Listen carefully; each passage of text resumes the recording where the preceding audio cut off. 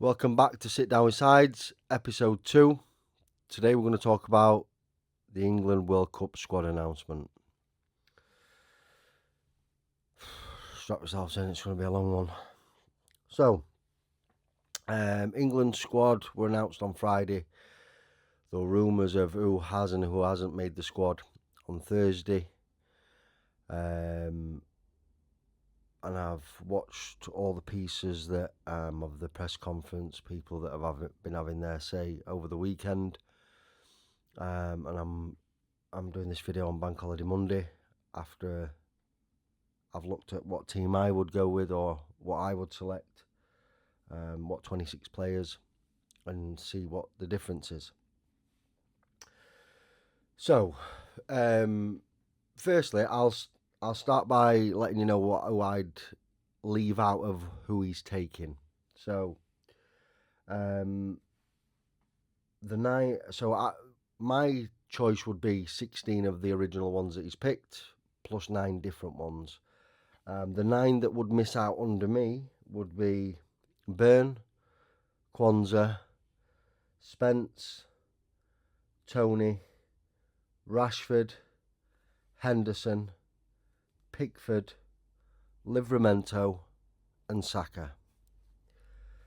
So they're the 9 people that I would have left at home to take other people. And there is a couple of people in there that people will be probably surprised about. I'm not. The people that I've left out, I don't rate at all in terms of their ability on the highest stage, or the potential of their ability on the highest stage if they're a young person who hasn't obviously had the opportunity to show that yet. So, for me, I've watched his press conference 2 or 3 times now to try and understand where he's trying to go with it. It just feels like he's trying to make a difference and make a point by trying to do it different to what's always been done, if that makes sense. Now, let's strip it all back, because he said that it's a collective of the best team of 26 players, not a collection of the 26 best players or best talent. Now, bearing in mind, this is coming from a man whose last job, in his last permanent job, bought Wesley Fofana for £75 million, bought Mark Cucurella for £60 million, bought Romelu Lukaku for £97.5 million, Raheem Sterling for just shy of £60 million. So for the man in his last managerial club position to make those signings and then make a statement of it's not about the collection of best talent or best players or whatever. Well, he spent 400 million quid on 4 bits of players that are absolutely appalling. So the confidence or lack of it that I have in this squad that is named and the reasons for giving it, I think is ridiculous. He keeps citing September, October and November, and this is when we started the leadership group, and we stuck with the players because that run of form, and we were really good then. We had 4 games. 1 was a friendly, 4 were World Cup qualifiers, all against dog and duck nations. Yes, we won all 5 without conceding a goal. I understand that. But again, it's all against dog and duck nations. I don't know how many of them are in the World Cup. I don't even think any of them are. The 5 teams that we beat in September, October and November. So to keep referencing that is just silly. And then with his exclusion of Harry Maguire, he keeps referring to a leadership group. I'm really intrigued to know who's in this leadership group in this side. The only person I could probably show you that he's, or not show you, but say that he's picked who's in a leadership group would probably be Jordan Henderson. But his last game in the last World Cup where we played Croatia, I think, if you just go and watch it, just go and watch his performance 4 years ago. He shouldn't have even been picked then. He's not good enough. And I understand he's done all right. He's done well at his club level with Liverpool. But that were under an exceptional manager. Again, a once-in-a-lifetime manager. that under any other manager, he will never find the levels that he performed at under Jurgen Klopp. Jurgen Klopp got more out of Jordan Henderson than actually is in Jordan Henderson. And now for people like your Adam Whartons, your Alex Scotts, to miss out on a World Cup spot to fit him in, and if it is because he's in this leadership group, it's a whole load of nonsense.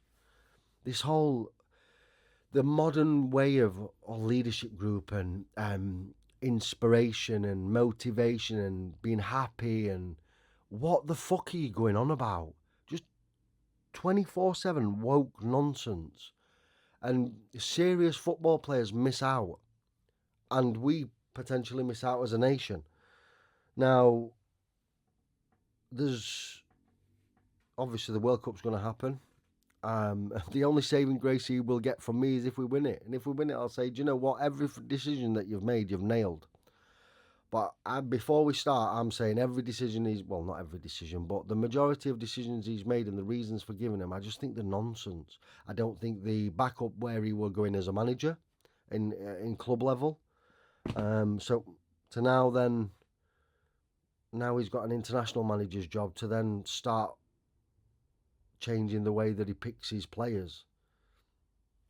If your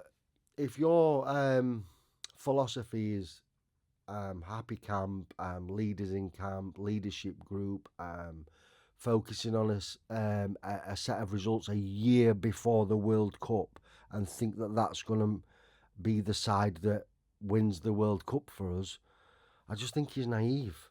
Like, he spent £400 million on bang average players when there were players twice as good for half the money. It just don't make sense.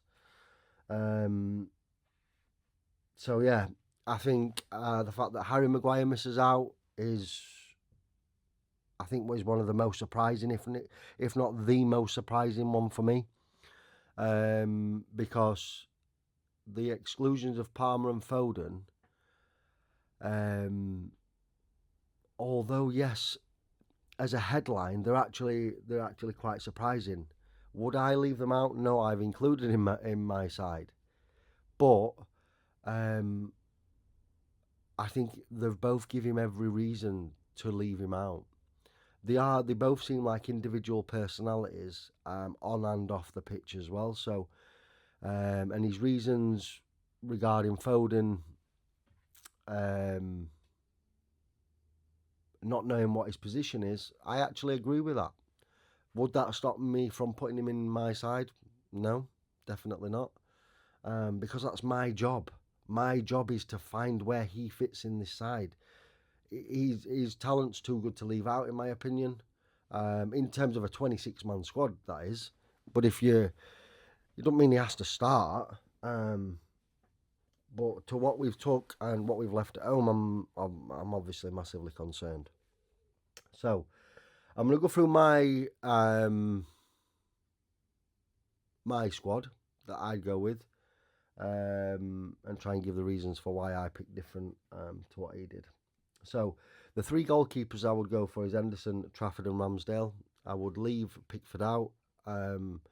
Pickford's been in the England squad and number one pick for a long time now, and he's not really let England down when he's played for us, but I just don't really rate him. I don't think he's the best keeper that we've got. I think you should always go with the best keeper you got. The same with the best players.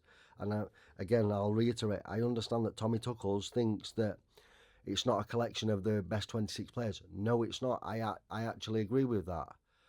But the players that you include for the players that you're taking out have got to give value add, not just, oh, well, they're really happy to be here and they're motivated. And listen, if you took me World Cup, imagine how happy I'd be and motivated and all the rest of it. So just stop spieling the nonsense. It's not needed. Anyway, that's my goalkeepers. My defenders, I'd go with Maguire, Stones, Gay, Concert, Trent, Shaw, James, O'Reilly and Hall. And then midfielders and attackers, I'll say as one because they all blend in together. Mainu, Rice, Anderson, Bellingham, Wharton, Kane, Foden, Watkins, Welbeck, Palmer, Engamoa, Eze, Gordon and Rodgers. So the noticeable changes that I've made, obviously I've took Pickford out and put Ramsdale in. It's not, I think it's because Ramsdale a better goalkeeper? I think they're about similar. But I don't think Jordan Pickford is our best goalkeeper. I think it's Henderson or Trafford, and they would be my starters. So I don't need Pickford there. I don't really like the vibes that he gives either, to be honest. But I've not been around the guy. It's probably a bit harsh from me, but in terms of his ability and what I see of him and the other goalkeepers, my choice to start would be Henderson or Trafford anyway. So that's why I had no problem leaving Jordan Pickford out. Now, the defenders, so Tuchels went with Stones, Gay, Konsa, James, O'Reilly. So he's gone with 5 of the 1, 2, 3, 4, 5, 6, 7, 8, 9 of the 9 I've picked. The 4 different that I've picked is Hall, Shaw, Trent and Maguire. Now, in his press conference, he went as far as saying that we've picked set-piece specialists and penalty specialists and people for if we need moments and this, that and the other. And I'm sat here thinking, if you pick somebody based on them being a dead ball specialist, whether it be free kicks, corners, quickly taken versions of those, I don't see how you don't pick Trent. Now, anybody that knows me, I'm not a fan of Trent at all. I don't think he's a top level right back. Again, I think he's another one that, like Jordan Henderson, benefited from that Jurgen Klopp Liverpool team that he built. Because again, I don't think we'll ever see Trent be as good as what he were at Liverpool. And he's got a lot of years to go as well. But it's the system and the setup suited him at Liverpool. But yeah, I don't think he's a great right back, but he wouldn't be starting in this team anyway for me. But if I then am going to have people that can come on and make a change, make an impact, be a dead ball specialist, I think he's the best we've got. Whether I like him as a defender or not, his ability to find a pass or deliver a pass whilst under no pressure and looking forward, I think he's the best that we've got in an England shirt. So why you wouldn't take him, I can only think for harmony reasons. But yeah, I would, if you're going to go on and talk about we've picked people for set pieces and so, listen, he's got to be in your team.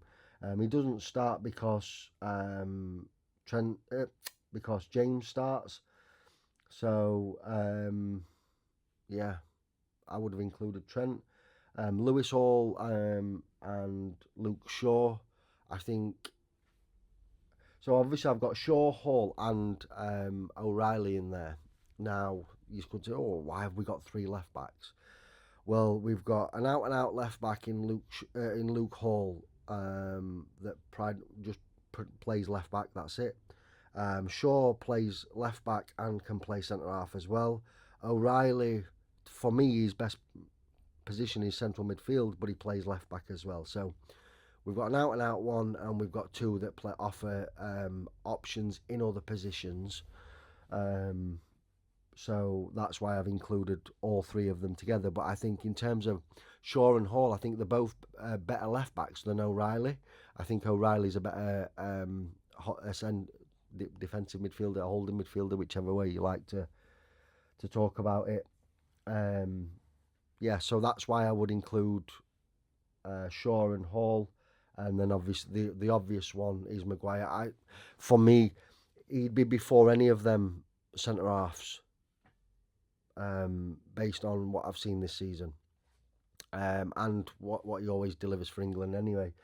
I think out of those other centre halves, I think Stones is the best centre half out of them all, including Harry Maguire. The concern is he hasn't had much game time, and it comes at a season where Man City are happy to let John Stones go, but Man United um, kept Harry Maguire for another year. So I don't understand how one misses out that doesn't get kept on by his club, and the one that does, because of how good of a year he has, misses out. I just don't get it, and I think he's a captain in this side. I know Kane's going to be captain, but he's not my sort of captain. Um, it's not really what I look for, but um, I would probably have Harry Maguire as my captain in this squad, and I'd probably have him starting as well. Um, in terms of Gay, I don't mind Gay. I don't think he's as good as what everybody makes out he is. I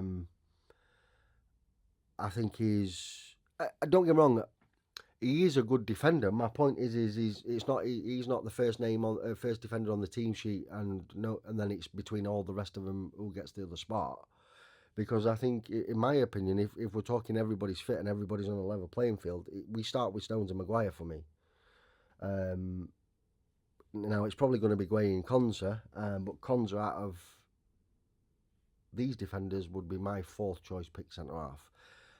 Konza nearly missed out in my squad, but the only reason why he got in is because I want to take 4 central defenders. I think it's important.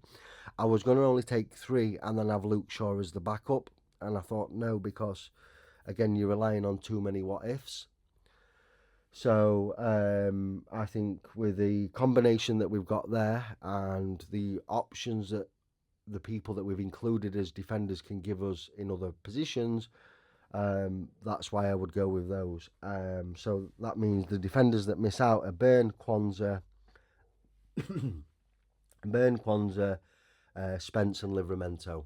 So I've took 2 right backs out, a centre half, and a centre half left back.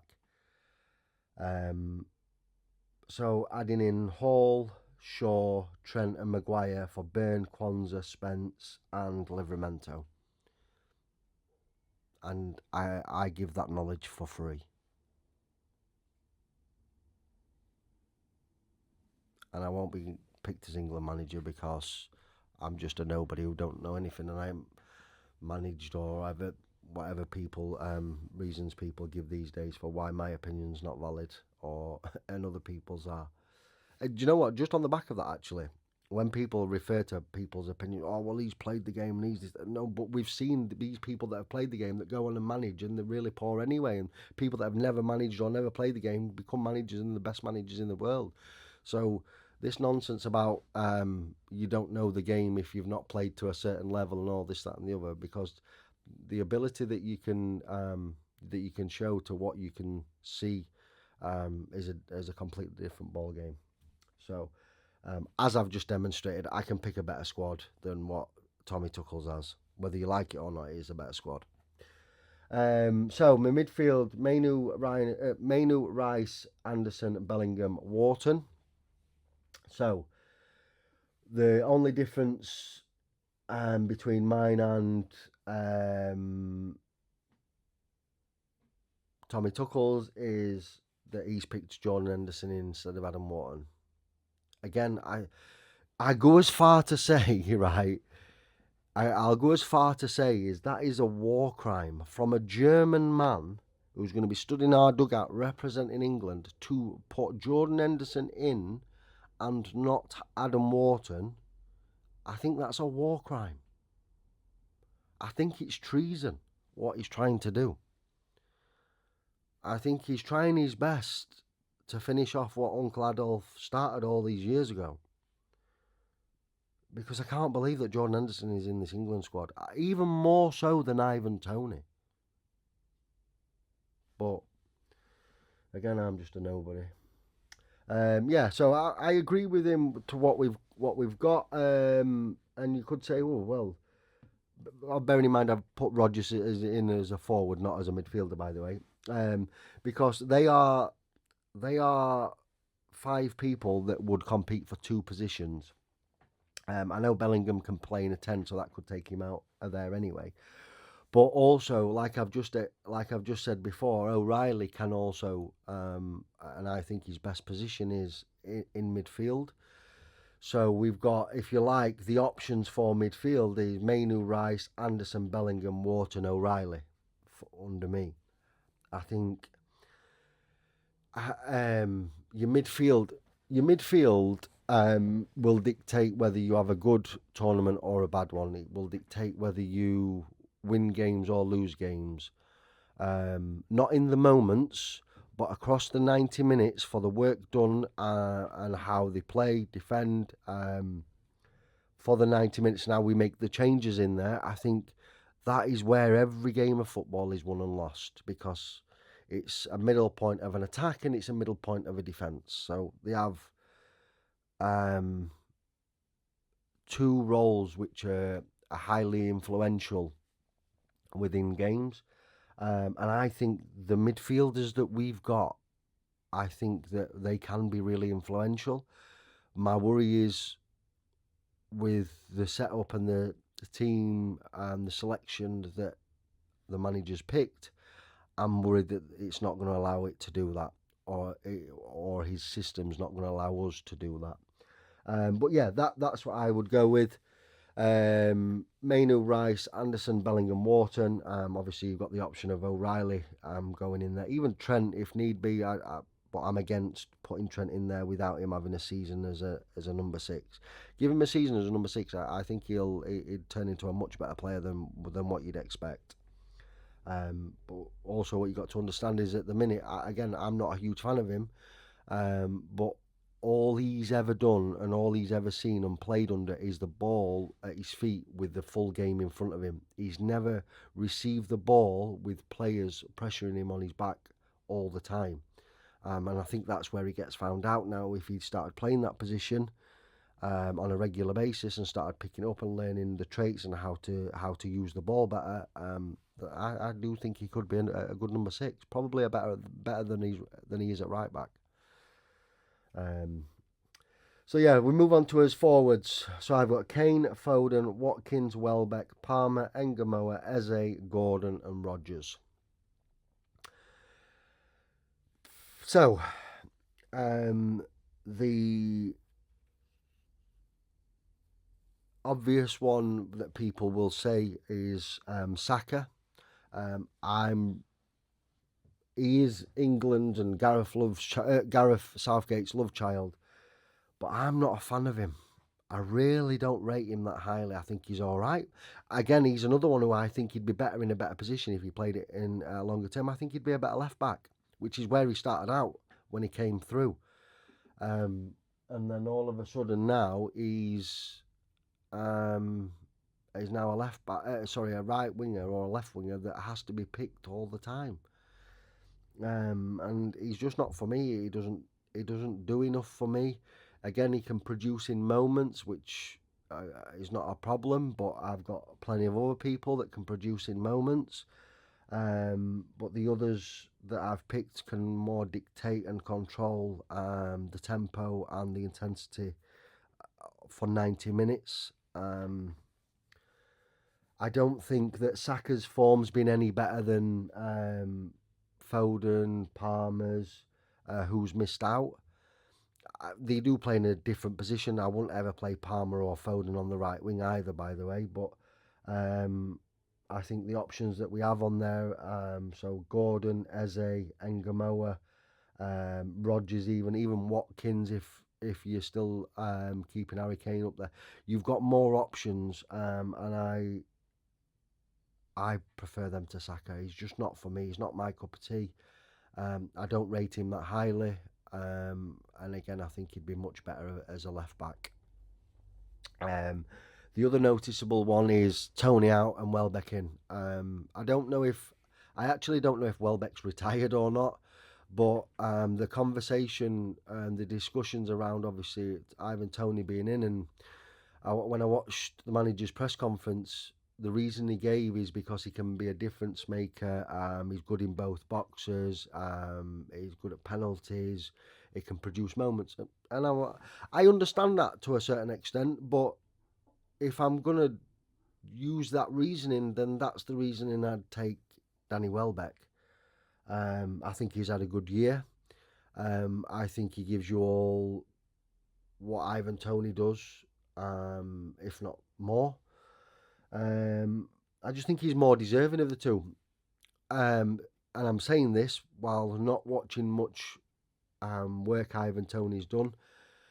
And the press conference that Tommy Tuchels did, he explained that Tony's manager at his club in Saudi is a former player of Tommy Tuchel, so he's been having a conversation with him, and I think that's also had a bit of a weighted bearing on it. But if we're just discussing who deserves to go as a third striker, English third striker, Welbeck gets the nod for me over Tony all day.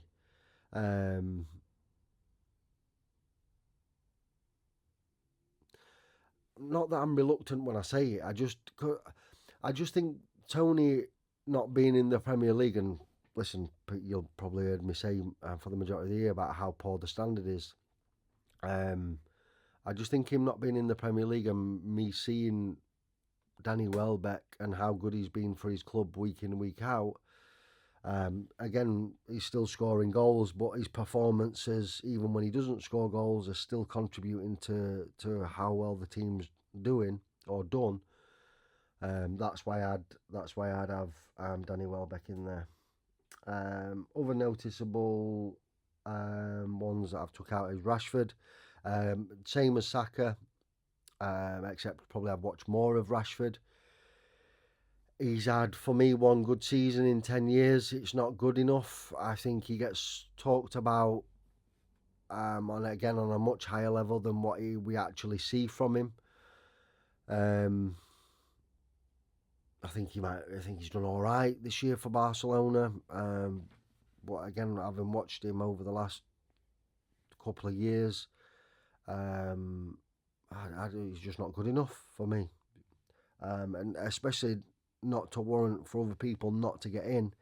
And again, when you're talking about harmonies and happiness and yada yada, to include Rashford, I just don't think it's for me. Definitely not for me. So yeah, they're the notable ones missing out for me. My squad is obviously Tony, Rashford, and Saka.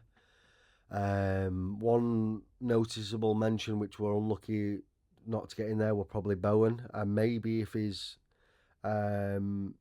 he'd not been involved in a relegation fight, I might have took him.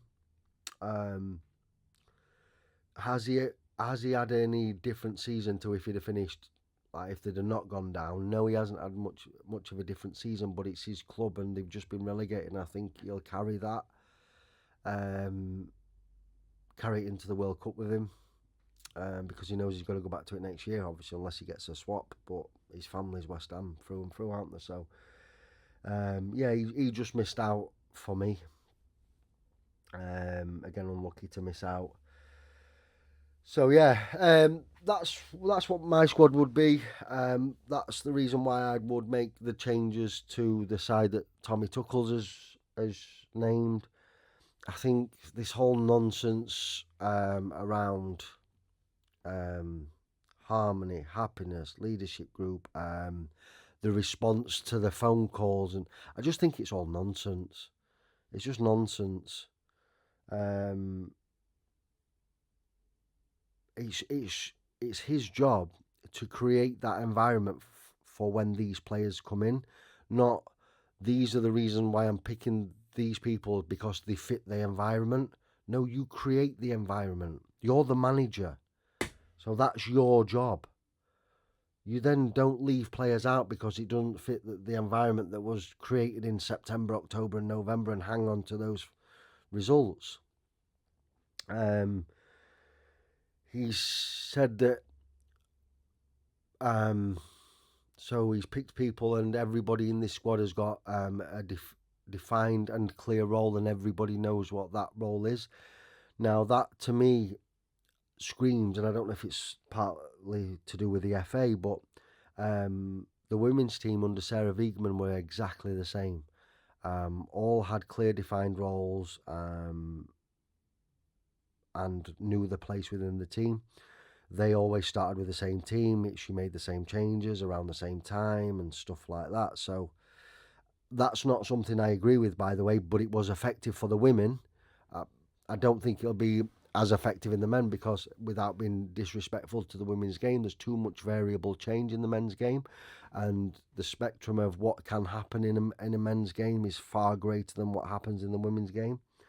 Or sorry, less control than what happens in the women's game. I think there's more control because of the less variability of the abilities of the women's football team. So I actually praised Sarah Wiegman and the women's squad when they did win the major, and with doing it this way. But that doesn't mean that I think that it'll work for the men, because it doesn't. Well, it might do, but I don't think it doesn't. So yeah, I think I've gone across things that I wanted to get off my chest. I've calmed down compared to when I originally heard the team news because, like I said, I think there's multiple players. Yes, I would change 9, but if we had 3 or 4 different, I wouldn't be as much of an issue with it. But the reasoning behind the non-selection of people and the reason behind the selection of others, and I just think he's hoping more things outside of what happens on a pitch in 90 minutes is going to affect how good we are in a tournament. And that's really strange because, that's not going to happen. You can be as happy as you want off the pitch, but you can still come on the pitch and get a good hiding because you're not good enough. But yeah, I'm one of these. I would always pick my best players for the best positions and the best available squad. If I thought somebody was negatively impacting the squad, would I take them out? Yes, I would. But I would also give them the opportunity first. So I know we don't see a lot of the things that goes off behind the closed doors. And in the press conference, somebody asked him about the leadership group. Can you tell us who this is made up of and stuff like that? And he said, Tuchel responded by saying he doesn't see the advantage of telling him, so he's going to keep that to himself. But why not? Like, what is this leadership group? If this leadership group is so good and it's so dependable, and it's going to lay the platform for England to go on and win the World Cup, why can't we know what it is like? What's the problem? I just don't get it. But yeah, if anybody's watching, let me know what your selection would be. Who would you leave out? Who would you take? Are you happy with what the manager's picked? What are your expectations from the World Cup coming up? As always, let me know your thoughts. Please like, subscribe, and I'll catch you in the next one.